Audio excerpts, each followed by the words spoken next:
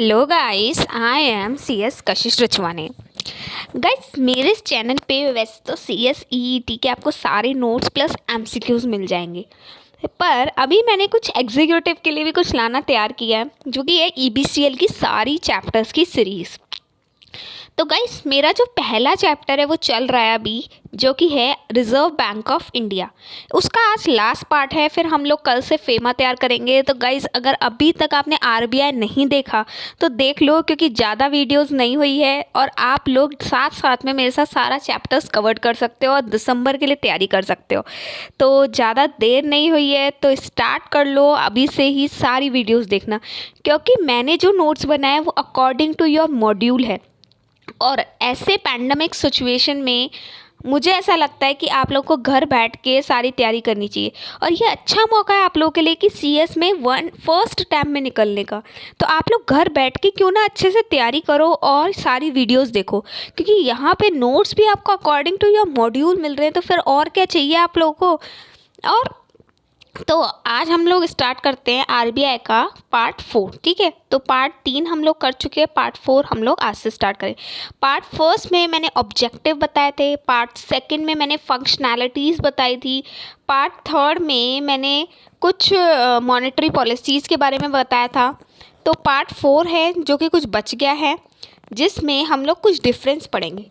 L A F, liquidity adjustment facility और marginal standing facility में क्या डिफरेंस है, रिवर्स रेपो रेट क्या होती है हमारी, और बैंक रेट और रेपो रेट क्या होती है। इसमें हम लोग कुछ डिफरेंस करते हैं, क्योंकि हर किसी को ऐसा लगता है कि बैंक रेट और रेपो रेट में कोई डिफरेंस नहीं है।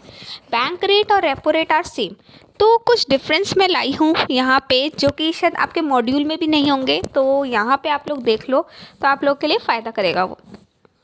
क्योंकि जो सी एस वाले इंस्टीट्यूट वाले होते हैं वो सारा जो भी है वो अकॉर्डिंग टू योर मॉड्यूल नहीं बनाते, वो लोग कुछ चीज़ें बाहर से भी दे देते हैं। तो देख ले एक बार। देखो, बैंक रेट क्या होती है।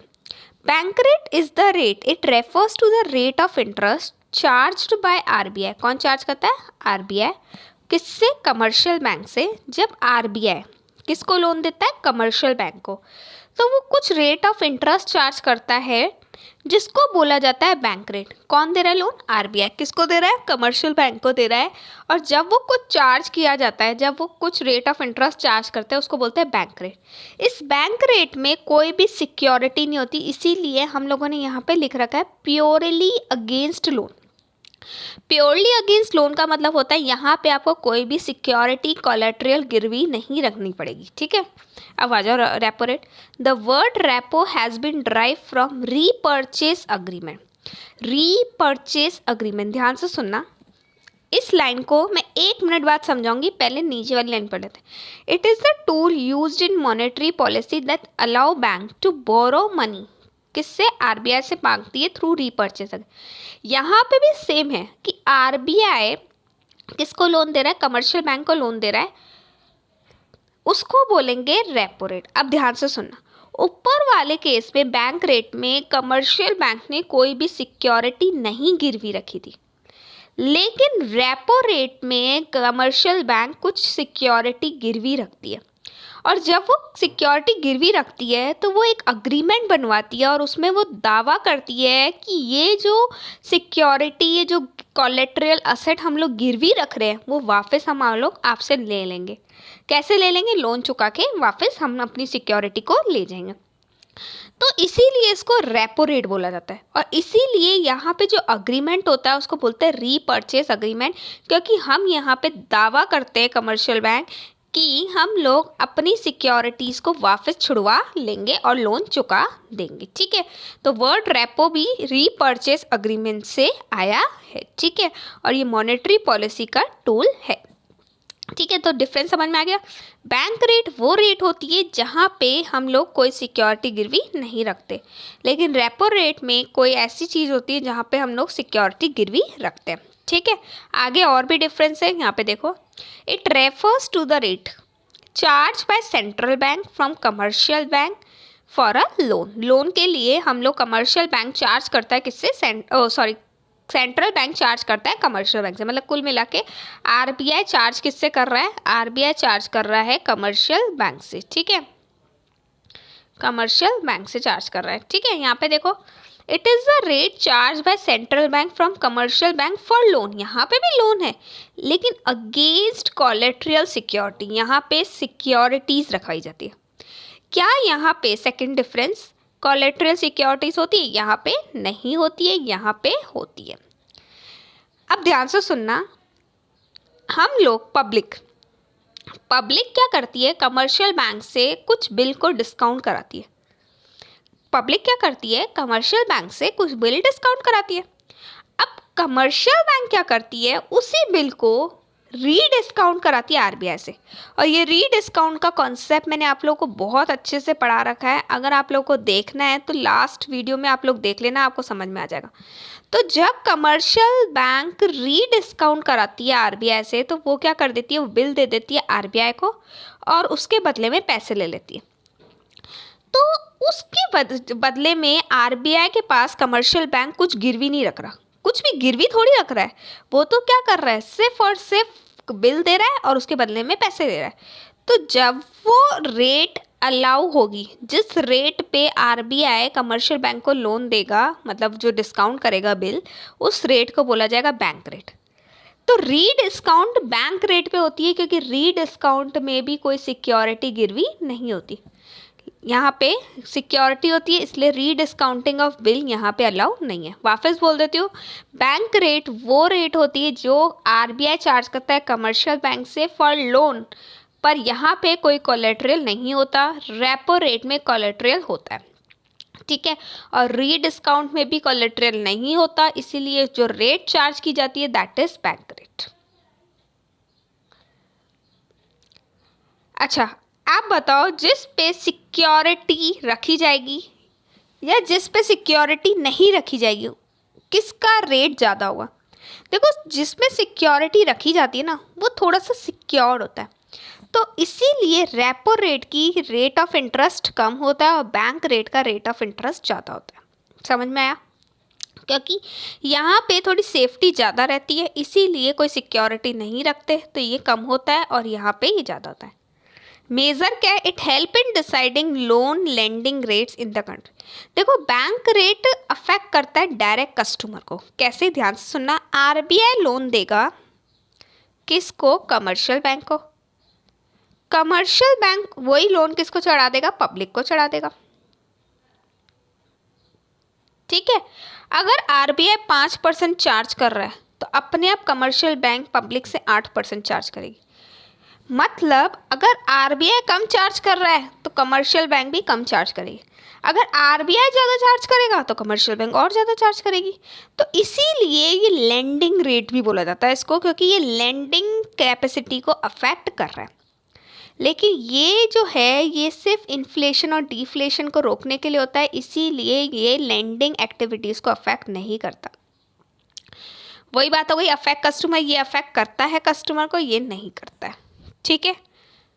समझ में आ गया। और अगर आप लोग को इसको स्क्रीनशॉट लेना है तो आप लोग को इसको स्क्रीनशॉट भी ले सकते हो आप लोग, ठीक है। तो मैं एक बार बता देती हूँ, यहाँ से ले लो।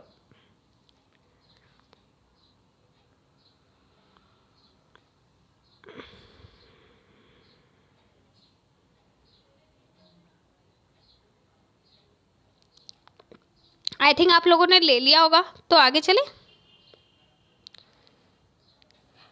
अब आ जाता है रिवर्स रेपो रेट। देखो, यहाँ पे रेपो रेट में क्या होता है, रेपो रेट में आरबीआई किसको लोन देता है, कमर्शियल बैंक को। आरबीआई लोन देता है कमर्शियल बैंक को और और अगेंस्ट सिक्योरिटीज रखवाता है, तो इस रेट ऑफ इंटरेस्ट को बोला जाता है रेपो रेट। लेकिन रिवर्स मतलब उल्टा, रिवर्स मतलब उल्टा। तो जब कमर्शियल बैंक लोन किसको देगा, आरबीआई को लोन देगा और वही सिक्योरिटी रखवाएगा, तो सिक्योरिटीज गिरवी होगी, ठीक है। और इस रेट ऑफ इंटरेस्ट जो रेट चार्ज किया गया that is the reverse repo rate, ठीक है। आरबीआई ऐसा क्यों करता है, जब कमर्शियल बैंक के पास बहुत पैसा पड़ा होता है, तो कमर्शियल बैंक वो पैसा किसको देना चाहता है, पब्लिक को देना चाहता है, क्योंकि वो लोन पे रेट ऑफ इंटरेस्ट कमाना चाहता है। तो आरबीआई चाहता है कि वो पैसा पब्लिक में ना जाके, क्योंकि अगर पब्लिक में चला गया तो मनी सप्लाई बहुत ज़्यादा हो जाएगी और इससे इन्फ्लेशन हो जाएगी। तो आरबीआई वो पैसा कमर्शियल बैंक से खुद ले लेता है, ठीक है, कुछ टाइम के लिए। और जिस रेट पे आरबीआई लेता है वो होती है रिवर्स रेपो रेट, ठीक है। It is the rate at which RBI absorb liquidity by borrowing money on overnight basis, ठीक है। ओवरनाइट मतलब शॉर्ट टर्म के लिए, कुछ एक दिन के लिए भी हो सकता है, और इसमें कोलेटरल इन्वॉल्व होती है। आप कमर्शियल बैंक ये बोल सकते हो नहीं नहीं नहीं नहीं आरबीआई ये मेरा पैसा है, मैं आपको नहीं देना चाहता, मैं तो पब्लिक को देना चाहता हूँ। ऐसा कमर्शियल बैंक नहीं बोल सकता। आरबीआई का डिसीजन फाइनल है, और ये हमने एक केस स्टडी भी पढ़ी थी, ठीक है। तो आरबीआई का डिसीजन फाइनल है। कमर्शियल बैंक चाह के भी आरबीआई को नहीं बोल सकता कि नहीं हम नहीं देंगे, ठीक है। अच्छा, हमेशा रेपो रेट और रिवर्स रेपो रेट, ठीक है। रेपो रेट वो रेट होती है जिस पे आरबीआई लोन देता है कमर्शियल बैंक को, और रिवर्स रेपो रेट वो रेट होती है जिसमें कमर्शियल बैंक रेट देता है आरबीआई को। तो रिवर्स रेपो रेट जिस पे आरबीआई लेता है वो हमेशा कम होती है, और जिस पे आरबीआई लोन देता है वो हमेशा ज़्यादा होती है, ठीक है ना। लिक्विडिटी एडजस्टमेंट फैसिलिटी और मार्जिनल स्टैंडिंग फैसिलिटी, क्या डिफरेंस है इन दोनों में, ठीक है। लिक्विडिटी एडजस्टमेंट एलएएफ और एमएसएफ, ठीक है। तो सबसे पहले अपन एलएएफ पढ़ेंगे। एलएएफ शायद मैंने लास्ट वीडियो में बताया था, रेपो रेट और रिवर्स रेपो रेट को, नहीं वो मैंने शायद लीगल वाला बताया था, वो नहीं बताया था, यहाँ पे आ जाओ। तो एलएएफ का मतलब होता है repo rate plus reverse repo rate, दोनों को मिला दोगे तो बन जाएगा एलएएफ।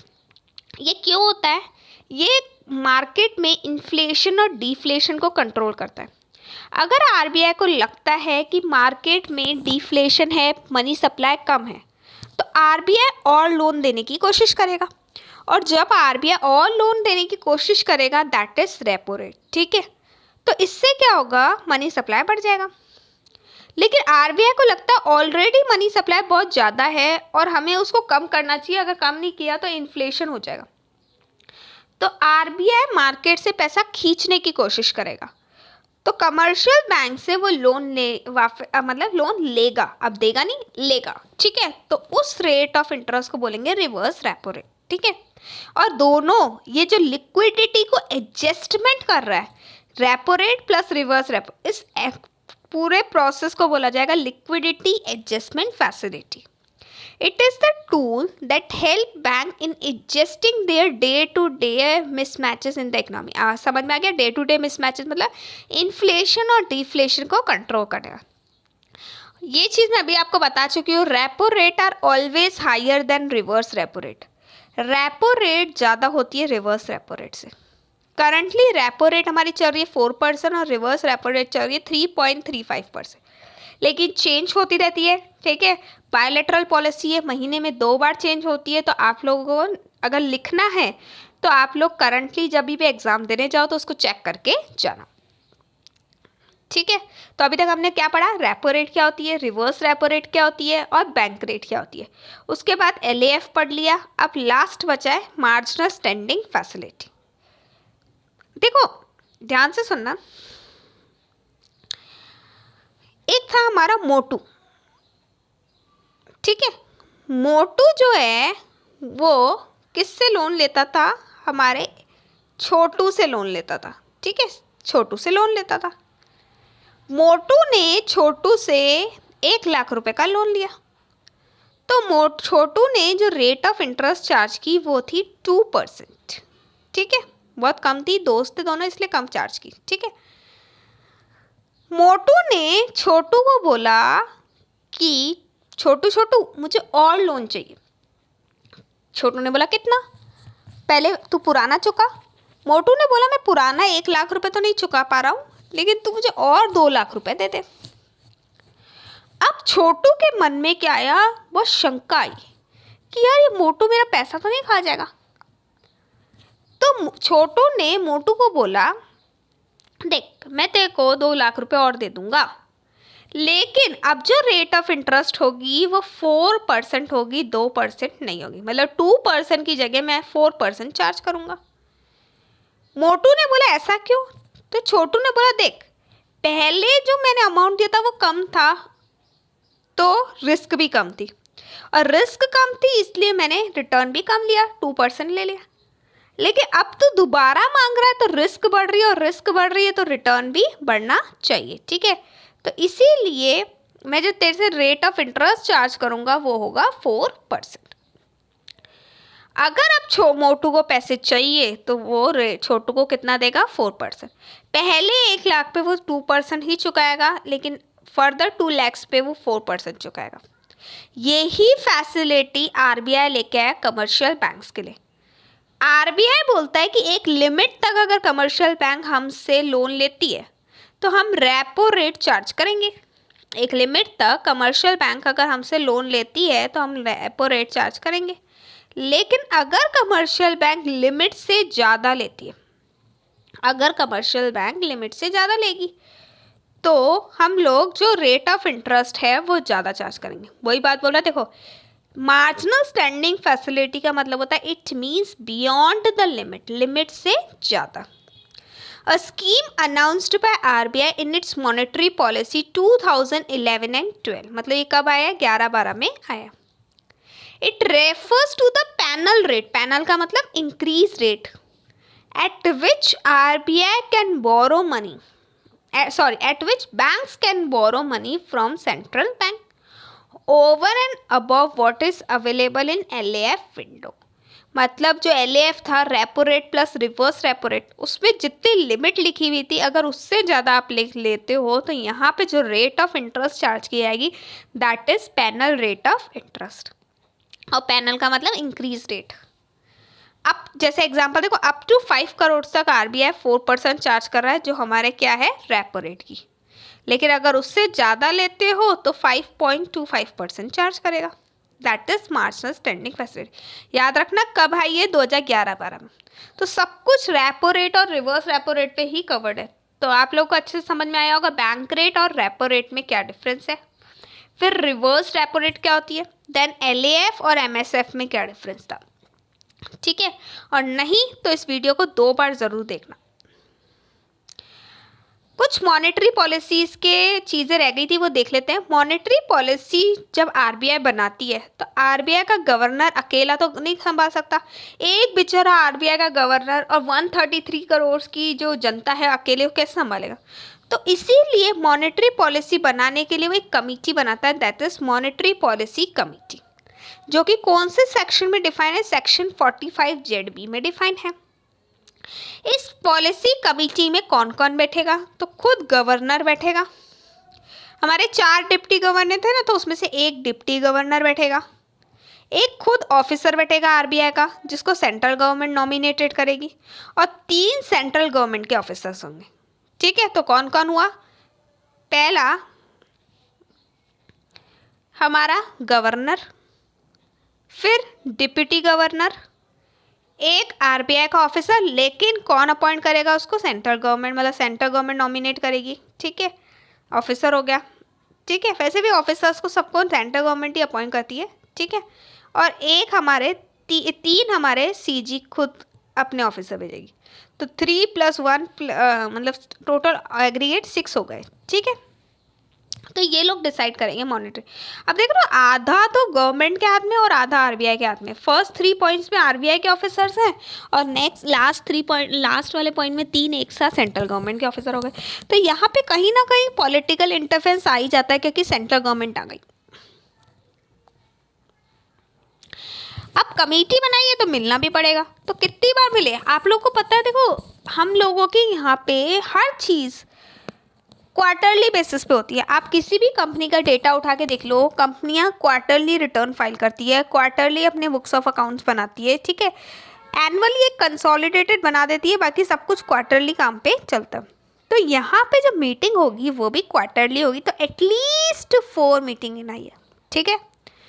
और मीटिंग कब होगी, कौन कौन सी डेट को होगी, वो फर्स्ट मीटिंग में डिसाइड कर लेना। Meeting schedule of full year मतलब पूरे साल में होने वाली मीटिंग पब्लिश कर देगा RBI first week of before first meeting, मतलब फर्स्ट मीटिंग से 1 हफ्ते पहले ही, 1 वीक बिफोर ही वो क्या कर देगा, पब्लिश कर देगा, ठीक है, कि कौन कौन सी मीटिंग होगी और कब कब होगी और कितने कितने टाइम में होगी, ठीक है। अगर मीटिंग में कुछ चेंजेस हुए तो, क्योंकि देखो जैसे कंपनी है, कंपनी की मीटिंग्स में भी चेंजेस होते हैं, तो इसकी मीटिंग में भी चेंजेस हो सकता है। तो चेंजेस अगर हो गए स्केड्यूल में तो वो पिछली वाली मीटिंग में बता देना। डिसीजन ले लेना, जैसे थर्ड मीटिंग में अगर चेंजेस हो रहे हैं तो आपको सेकेंड मीटिंग में बता देना है कि हाँ चेंजेस होने वाले हैं। तो डिसीजन इन प्रायर मीटिंग। या फिर गवर्नर कभी भी बता सकता है, गवर्नर कभी भी बता सकता है, ये नहीं है कि वो प्रायर मीटिंग में ही बताएगा, ठीक है। डिसीजन या तो मेंबर्स अगर लेंगे तो प्रायर मीटिंग में लेंगे, और गवर्नर कभी भी ले सकता है। न्यू स्केड्यूल पब्लिश कर देगा आरबीआई जितनी जल्दी हो जाए, ठीक है। अब मीटिंग है, मेंबर्स है, तो कोरम भी होगी। तो कोरम में बोलता है कि 4 मेंबर आने चाहिए। देखो 6 थे, उसमें से 4 आने चाहिए। 4 में भी एक गवर्नर होना चाहिए। अगर गवर्नर नहीं आ पाया, सॉरी, 4 मेंबर आने चाहिए, गवर्नर होना चाहिए। अगर गवर्नर नहीं आ पाया तो उसकी जगह डिप्टी गवर्नर आएगा। जो रिजोल्यूशन पास होगा वो मेजॉरिटी वोट से होगा। मतलब 6 है तो 6 में से 4 अगर एक तरफ हो गए तो वो डिसीजन हो जाएगा। अच्छा, ऐसा भी तो हो सकता है 3-3 हो जाए, तो टाई हो जाए। तो अगर टाई हो जाता है तो गवर्नर के पास एक कास्टिंग वोट होता है। कास्टिंग का मतलब एडिशनल, ठीक है, एडिशनल वोट होता है। किसके पास? गवर्नर के पास। गवर्नर के पास एक एक्स्ट्रा वोट होता है और वो बदलेगा कि उसमें से कौन सा डिसीजन सही है। हर मेंबर अपने वोट का एक रीज़न बताएगा। Every member shell state reason for his vote. अपने वोट का रीज़न बताएगा और हर मेंबर एक ही वोट देगा। प्रोसीडिंग ऑफ मीटिंग, ये मॉनेटरी पॉलिसी कमेटी की जो मीटिंग होगी, एमपीसी मतलब मॉनेटरी पॉलिसी, ये कॉन्फिडेंशियल रहेगी, ये बताई जाएगी। अब यहाँ से केस स्टडी बन के आएगी, ठीक है, कि जो प्रोसीडिंग है वो कैसी रहेगी, वो कॉन्फिडेंशियल रहेगी। दूसरा केस स्टडी बन के आएगा कि मीटिंग है, मेंबर्स आए, गवर्नर नहीं है, तो मीटिंग इनवैलिड हो जाएगी। अच्छा, मीटिंग है,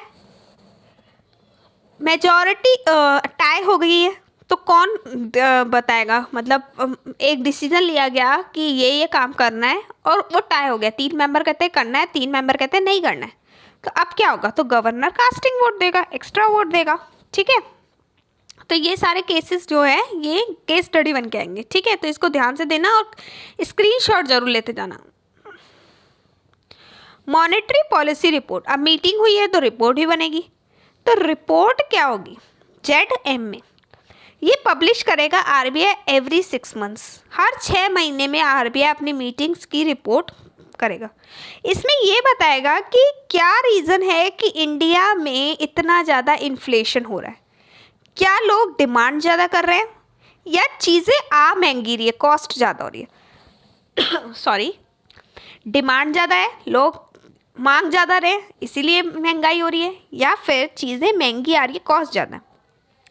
और आने वाले 6 से 18 महीने कितना और इन्फ्लेशन होगा उस चीज़ के लिए भी पब्लिश करता है। तो पब्लिश करेगा आरबीआई अपने मीटिंग की प्रोसीडिंग हर 6 महीने में। हो सकता है उस 6 महीने में 2 मीटिंग हो जाए, और बताएगा कि रीज़न क्या है इन्फ्लेशन का, डिमांड ज़्यादा है या कॉस्ट बढ़ा रहे हैं, या फिर और बताएगा, फॉरकास्ट करेगा कि आने वाले 6 महीने से 18 महीने में कितना और इन्फ्लेशन हो सकता है। ये फॉरकास्टिंग होगी, ठीक है, फ्यूचर का है। इसका सेक्शन देख लेना, सेक्शन 45 ZM है। Prudential norms taken by RBI for commercial bank to strength their balance sheet. आप लोग देखते हैं कि कमर्शियल बैंक कुछ भी किसी को भी लोन उठा के दे रहा है और इसकी वजह से कई कमर्शियल बैंक डूब रहे हैं। हो सकता है कई कमर्शियल बैंक जो प्राइवेट सेक्टर्स में है वो लॉसेस में भी जा रहे हैं, और स्टार्टिंग में तो देखो हर किसी को प्रॉफिट नहीं होगा, तो स्टार्टिंग में हो सकता है वो लॉसेस में जा रहे हो। तो आरबीआई उनकी बैलेंस शीट को सही करने के लिए क्या प्रूडेंशियल नॉर्म्स लेना चाह रहा है? तो 3 नॉर्म्स आरबीआई लेना चाहेगा। पहला, capital adequacy norms, loans and investment, और लोन्स एंड एडवांस और इन्वेस्टमेंट। ये तीनों अच्छे से देख लो, हम इसको बहुत डिटेल में पढ़ेंगे अभी। तो पहला है capital adequacy loan. Capital adequacy मतलब जितना पैसा हम लगा रहे हैं उसके बदले में रिस्क कितना है। जितना पैसा कमर्शियल बैंक मार्केट में दे रही है, लगा रही है, उसके बदले में रिस्क कितना है। The adequacy of capital is measured in terms of capital to risk weighted asset ratio. Risk कितना है कैपिटल के बदले में, इसको CRAR भी बोलते हैं, capital to risk asset ratio, weighted asset ratio. इसमें 3 नॉर्म्स हमने देखे हैं। कौन कौन से रिस्क है? क्रेडिट रिस्क, मतलब जिनको आप लोन दे रहे हो क्या वो लोग सही हैं, क्या वो लोग आपका पैसा तो नहीं खा जाएंगे। मार्केट रिस्क, मार्केट में क्या चल रहा है, जैसे कि अभी हम लोग देख रहे हैं कोविड के टाइम पे गोल्ड का रेट बढ़ रहा है और प्रॉपर्टी का रेट गिर रहा है। अब एक बैंक है जिसने मिस्टर ए को लोन दे रखा है 1 करोड़ का, और उसके बदले में उसने सिक्योरिटी रख रखी है उसकी लैंड, जो कि थी 1 करोड़ 20 लाख की, और मार्केट की वजह से उसकी रेट गिर गई और 80 लाख की रह गई प्रॉपर्टी। तो ये भी तो रिस्क हो गया बैंक को कि अब वो रिकवर करेगी प्रॉपर्टी से तो 80 लाख ही मिलेंगे। That is market risk. Operational risk, day to day क्या होता है, ऑपरेशन के लिए भी पैसा चाहिए होता है। एम्प्लॉयज़ की सैलरी नहीं निकल रही ढंग से, ठीक है, या फिर डे टू डे एक्सपेंसेस नहीं निकल रहे बैंक के, लॉसेस में जा रही है बैंक, तो वो सब कुछ होता है, ठीक है। तो 3 रिस्क हो गई। क्रेडिट रिस्क, लोन पे जो रिस्क होती है। मार्केट रिस्क, जो कि लोन पे नहीं है, असेट पे है, असेट जो गिरवी रख रखी है उसमें उसकी मार्केट में वैल्यू गिर गई तो। और ऑपरेशनल मतलब डे टू डे जो हम लोग बिजनेस चला रहे हैं वो सही चल रहा है या नहीं चल रहा। लोन एंड एडवांसेस, देखो लोन RBI किसको बैंक के लोन किसको देती है, पब्लिक को लोन देती है। तो लोन्स एंड एडवांसेस में क्या है, it order to maintain quality of their loans and advances, मतलब बैंक सही जगह लोन दे रही है। जैसे हमने देखा नीरव मोदी को बैंक ने लोन दिया, तो नीरव मोदी को बैंक ने लोन दिया, ठीक है। तो इसमें बहुत सारी बैंक, PNB बैंक ने बोला कि हम लोगों ने बहुत ज़्यादा लोन दे दिया, किसी के कहने पे दे दिया, पॉलिटिकल प्रेशर था हम लोगों पे दे दिया, इसकी वजह से वो लोन तो गया ना उनका। तो हम लोग क्वालिटी ऑफ लोन दे, सही इंसान को सही लोन दे और एक लिमिट तक लोन दे, क्योंकि हम किसी को अगर बहुत ज़्यादा लोन दे देते हैं ना तो वो हमारा पैसा खा जाता है। तो रिजर्व बैंक रिक्वायर्ड, उन्होंने लोन को क्या किया, 2 पार्ट में डिफाइन किया। एक होता है परफॉर्मिंग असेट, एक होता है नॉन परफॉर्मिंग असेट, ठीक है। परफॉर्मिंग असेट वो असेट होती है जहाँ जिसको लोन दिया है वो टाइम टू टाइम रिटर्न दे रहा है और साथ में इंटरेस्ट भी दे रहा है।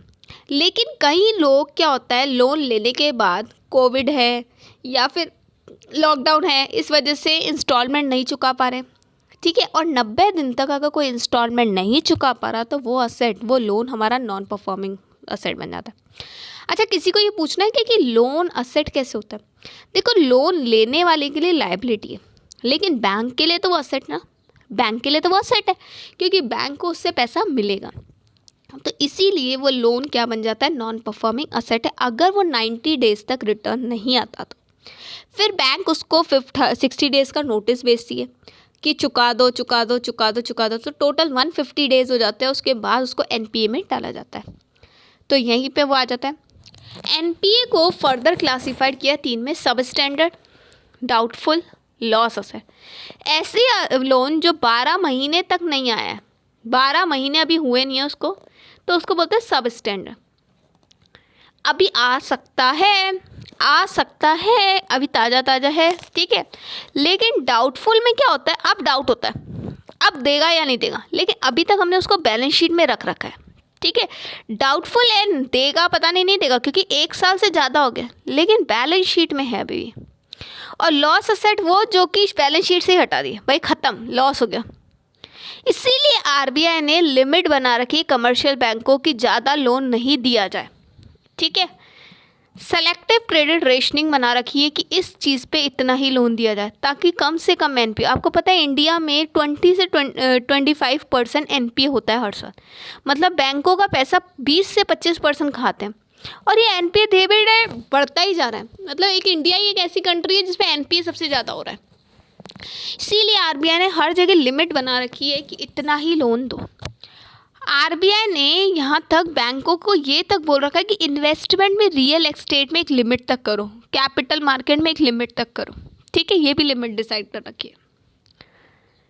अब आ जाता है लास्ट इन्वेस्टमेंट। हम लोगों ने क्या क्या पढ़ लिया, capital adequacy, loan and advances, और अब पढ़ रहे हैं हम लोग इन्वेस्टमेंट। इन्वेस्टमेंट को 3 टाइप्स में बांटा गया है, held to maturity HTM, available for sale AFS, held for trading HFT। सबसे पहले हेल्ड फॉर ट्रेडिंग बताती हूँ। हेल्ड फॉर ट्रेडिंग वो हमारे पास इन्वेस्टमेंट होता है जो आज खरीदा कल बेचा, आज खरीदा कल बेचा। आप लोगों को पता है कोविड के टाइम पे अभी गोल्ड डे टू डे महंगा होता जा रहा है, तो महंगा होता जा रहा है तो लोग क्या कर रहे हैं, आज खरीद रहे हैं कल बेच रहे हैं, आज खरीद रहे हैं कल बेच रहे हैं। तो डे टू डे ट्रेडिंग के लिए जो रख रखा है कि हाँ थोड़ा सा प्रॉफिट बुक करके हटा देंगे, तो वो होता है हेल्ड फॉर ट्रेडिंग।